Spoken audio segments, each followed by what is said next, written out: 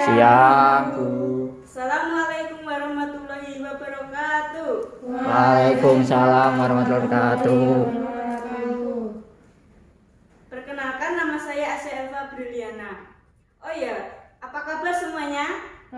Alhamdulillah baik. Alhamdulillah. Sebelumnya saya ingin tahu apa sih antropometri itu? Alat ukur, Bu. Oke. Pengukuran. Oke. Kemudian ada yang tahu tentang KMS? Kartu menuju sehat, Bu. Oke. Grafik pertumbuhan untuk balita. Oke. Nah, di sini saya akan menjelaskan tentang antropometri dan pengisian KMS. Jadi, antropometri atau biasa disebut dengan pengukuran tubuh, yaitu merupakan cara langsung untuk penilaian status gizi, khususnya kebutuhan energi dan protein pada tubuh seseorang. Kemudian, apa itu KMS? KMS adalah kartu menuju sehat, merupakan grafik pertumbuhan serta indikator perkembangan yang berfungsi untuk mencatat dan memantau pertumbuhan balita yang setiap bulannya dari usia sejak lahir sampai usia 5 bulan. Dalam indikator BB/U di posyandu, dalam isian kartu menuju sehat merupakan catatan atau pantauan balita dalam gizi yang optimal, dan balita tersebut bersifat perseorangan. Izin bertanya, Bu, apa tujuan penggunaan dari KMS? Nah, itu adalah pertanyaan yang saya tunggu-tunggu. Jadi, apa tujuan pengisian KMS? Jadi, tujuan pengisian KMS ada dua, yaitu tujuan umum dan tujuan khusus. Tujuan umum yaitu untuk meningkatkan tumbuh kembang balita secara optimal serta status kesehatan pada balita. Kemudian untuk tujuan umumnya yaitu sebagai alat bantu bagi ibu dan orang tua untuk mengetahui dan memantau perkembangan balita secara optimal. Sudah jelas? Sudah jelas, Bu. Oke, baik. Kemudian di sini saya akan mencoba praktek ya. Di sini ada beberapa alat. Ini adalah alat untuk mengukur tinggi badan bayi dan balita. Nah, di sini untuk catatan, jika bayi dan balita ini dibedong, untuk pengukurannya maka bedongnya itu dilepas dulu.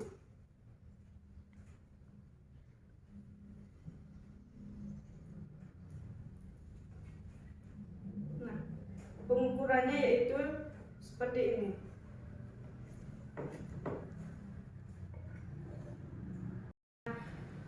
Posisi bayi itu lurus dan biasanya itu dipegang di lututnya agar ini lurus. Oh, ini adalah tingginya 52 cm, seperti itu.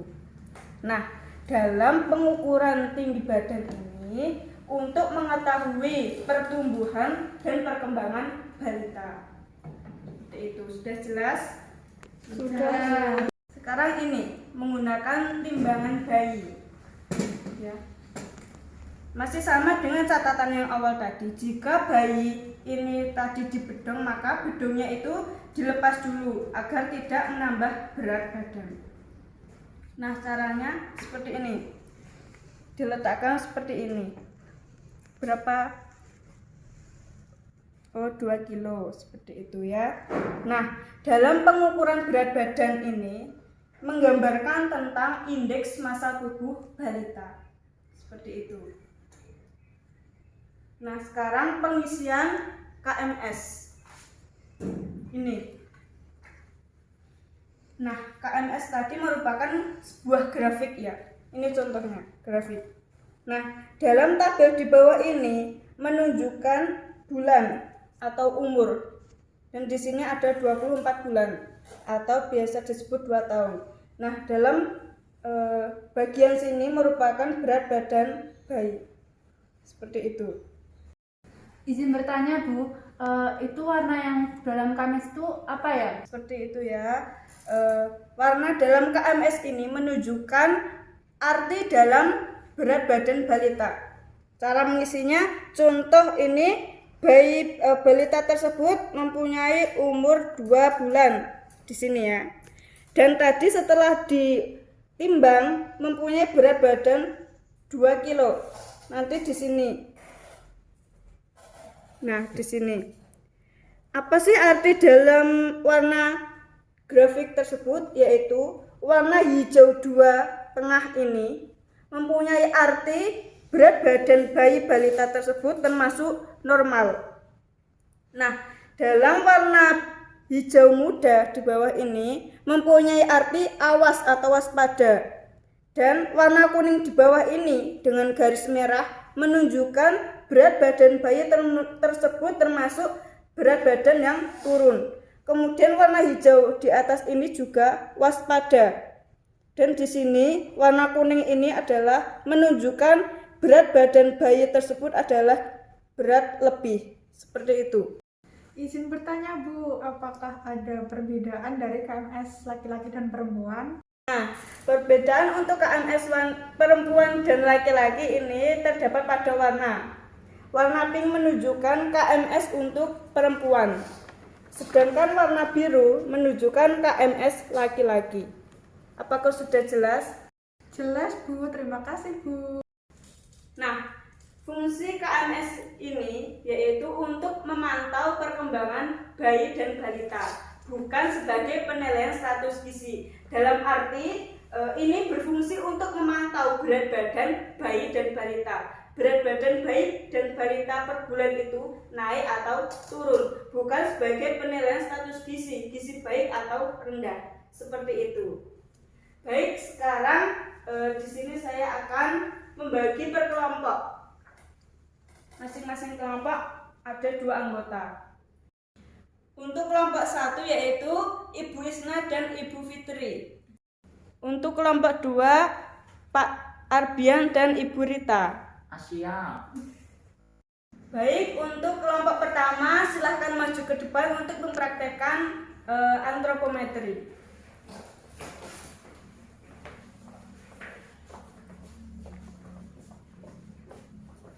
Di sini kami kelompok pertama akan mempraktekkan dari demonstrasi Bu Aisyah tadi mengenai penimbangan berat badan bayi.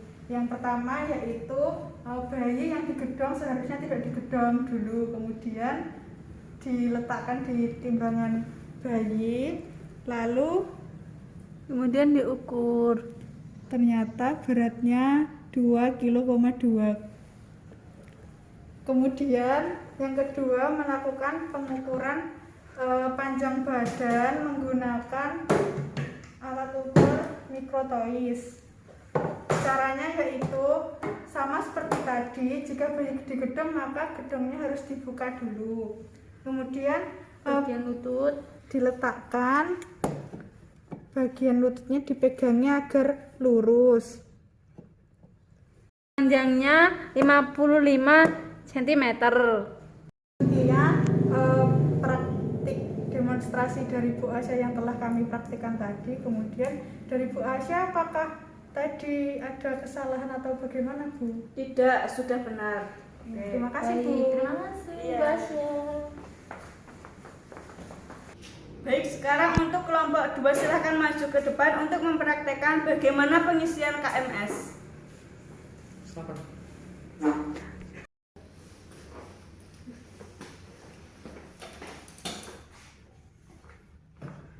Di sini kami dari kelompok 2 akan mempraktekkan pengisian dari KMS. Ya, jadi di sini tabel yang ini adalah umur dalam bulan dan yang atas adalah berat badan dalam kilo. Contohnya adalah balita umur 2 bulan, berat badannya 2 kilo. Nah, kemudian dititik di bagian sini. Untuk perbedaan warna-warna KMS ini menunjukkan warna kuning di bawah ini menunjukkan berat badan turun, sedangkan warna hijau muda menunjukkan awas, serta 2 warna hijau tua ini menunjukkan normal. serta warna kuning di atas ini menunjukkan berat badan naik dan warna hijau muda menunjukkan bahaya. Sudah benar, Bas ya. Dalam pengisian KMS tadi sudah benar. Seperti itu ya caranya. Oh, baik Bu. Nah, setelah melakukan praktikum pengisian KMS yang benar, kemudian cara menimbang bayi dengan benar, saya akan bertanya, apa evaluasi dari kegiatan praktikum ini untuk kelompok 1 dalam pengukuran tadi? Setelah kita praktek tadi, kita dapat menyimpulkan bahwa kita dapat mengetahui pengukuran yang baik dan benar pada balita. Baik, evaluasi kelompok 1 memang sudah benar. Kemudian saya ingin bertanya evaluasi untuk kelompok 2 dalam pengisian KMS yang benar. Mengetahui warna grafik pada KMS. Dan mengetahui cara pengisian yang baik dan benar untuk KMS. Nah, setelah melakukan praktek dengan pengukuran bayi dan balita, kemudian pengisian KMS yang benar dengan metode demonstrasi ini diharapkan untuk calon kader bisa meningkatkan pengetahuan ilmu. Sebelum saya akhiri, saya ingin bertanya kepada calon kader, apa fungsi dari alat ini? Untuk mengetahui tinggi badan pada balita. Ya baik, jawabannya sudah benar. Kemudian saya ingin bertanya lagi, jika terdapat kasus orang tua membawa balitanya itu masih di bedong, apa yang seharusnya dilakukan kader sebelum pengukuran? Yang harus dilakukan yaitu melepas bedongnya dahulu. Benar jawabannya Bu Isna tadi. Sekarang saya ingin bertanya, apa fungsi pengisian KMS ini? Untuk mengetahui berat badan bayi, bukan penilaian status gizi bayi. Baik, memang sudah benar jawabannya Bu Rita tadi. Sekarang saya ingin bertanya sekali lagi, apa tujuan dari penimbangan ini? Untuk mengetahui indeks massa tubuh bayi. Baik, memang benar jawabannya Ibu Fitri tadi. Sekarang apakah sudah paham semua? Paham, Bu. Paham. Baik, demonstrasi tentang pengukuran dan pengisian KMS yang benar saya akhiri. Bila ada salah kata saya mohon maaf. Wassalamualaikum warahmatullahi wabarakatuh. Waalaikumsalam warahmatullahi wabarakatuh.